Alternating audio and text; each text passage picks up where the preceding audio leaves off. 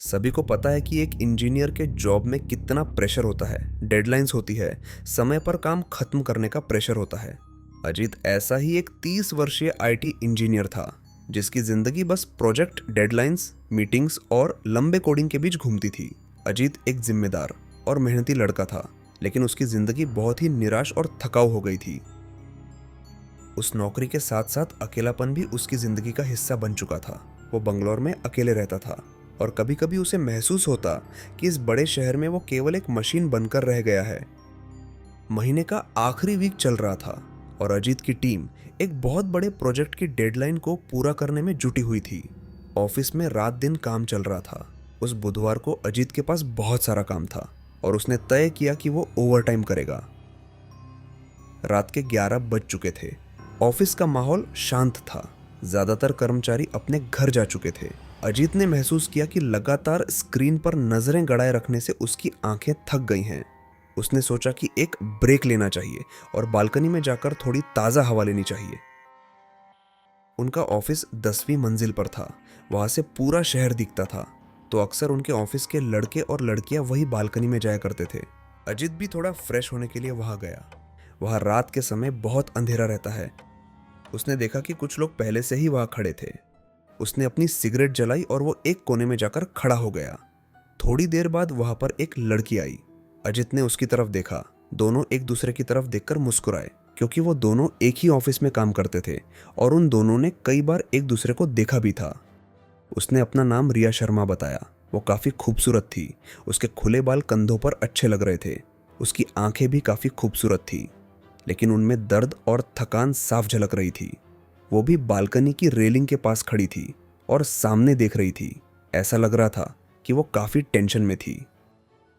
अजीत को उसकी हालत देखकर कुछ अजीब सा महसूस हुआ। वो लड़की बेहद परेशान लग रही थी। उसने सिगरेट जलाते हुए पूछा, क्या सब ठीक है?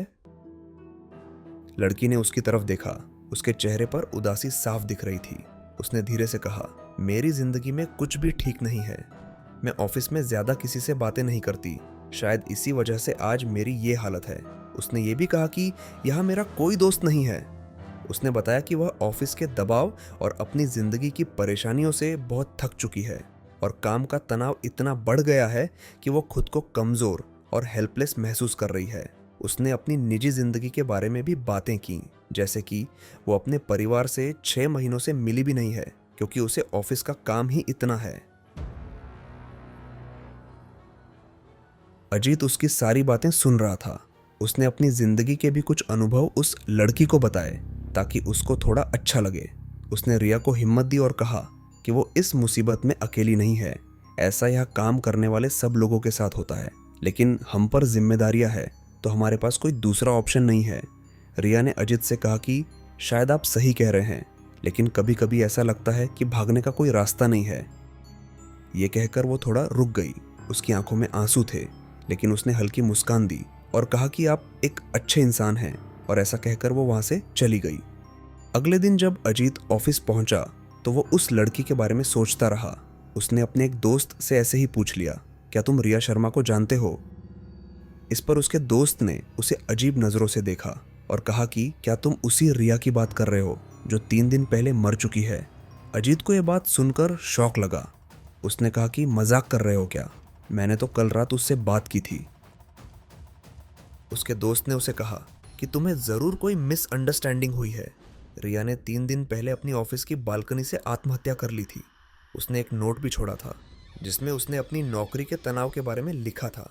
उस दोस्त ने यह भी बताया कि उसकी मौत के बाद उसके अंतिम दर्शन करने के लिए भी हमारे ऑफिस से कोई नहीं गया। यहाँ तक कि ऑफिस में आधे से ज्यादा लोगों को उसकी मौत की खबर के बारे में पता तक नहीं है। हमारे कंपनी ने उसके मौत की खबर को दबाने की कोशिश की थी ताकि उनकी बदनामी ना हो। अजीत ने यह सुनकर अपने फोन पर रिया के बारे में खबरें खोजनी शुरू की, तो जो कुछ भी उसने पढ़ा उन खबरों ने उसे अंदर से हिला दिया। रिया ने सच में 3 दिन पहले आत्महत्या कर ली थी। उसने अपने जीवन को खत्म करने से पहले अपने काम के तनाव का उल्लेख किया था। उस खबर में यह भी था कि कैसे उसके ऑफिस का एक भी आदमी उसके अंतिम संस्कार में भी नहीं गया था। आजकल के टॉक्सिक वर्क कल्चर को लेकर भी उस खबर में बहुत कुछ बोला गया था। अजीत अब पूरी तरह से उलझ गया था। उसे समझ में नहीं आ रहा था कि वो क्या करे। उसके साथ जो हुआ वो किसे बताए। वो सोच में पड़ गया कि क्या वो कल रात सच में रिया की आत्मा से बात कर रहा था। वो कल रात का हर पल याद कर रहा था। रिया की आंखों का दर्द, उसकी बातें और उसका वहां से चले जाना। वो समझ चुका था कि वो रिया की आत्मा ही थी कि जो अपने दर्द को उसके साथ बांटने के लिए आई थी। लेकिन उसके सामने कई सारे सवाल खड़े थे। सिर्फ मेरे ही साथ क्यों? क्या वह फिर से मुझसे बात करने के लिए आएगी? क्यों रिया की आत्मा ने उसी से बातें की? शायद इन सवालों के जवाब उसे रिया ही दे सकती है। उस दिन के बाद वो जब भी उस बालकनी के पास से गुजरता, उसे वहां एक अजीब सी ठंड महसूस होती। उसने उस बालकनी में फिर कभी कदम नहीं रखा, लेकिन रिया की बातें और उसकी आंखों का दर्द हमेशा उसकी यादों में रहा। आपको क्या लगता है, रिया ने सिर्फ अजित से ही क्यों अपना दर्द बांटा? वीडियो अच्छा लगा हो तो प्लीज़ इसे लाइक करें ताकि हमें और भी ऐसी ही सच्ची घटनाएं आपसे शेयर करने की प्रेरणा मिले। हमारे चैनल को सपोर्ट करने के लिए चैनल को सब्सक्राइब ज़रूर करें।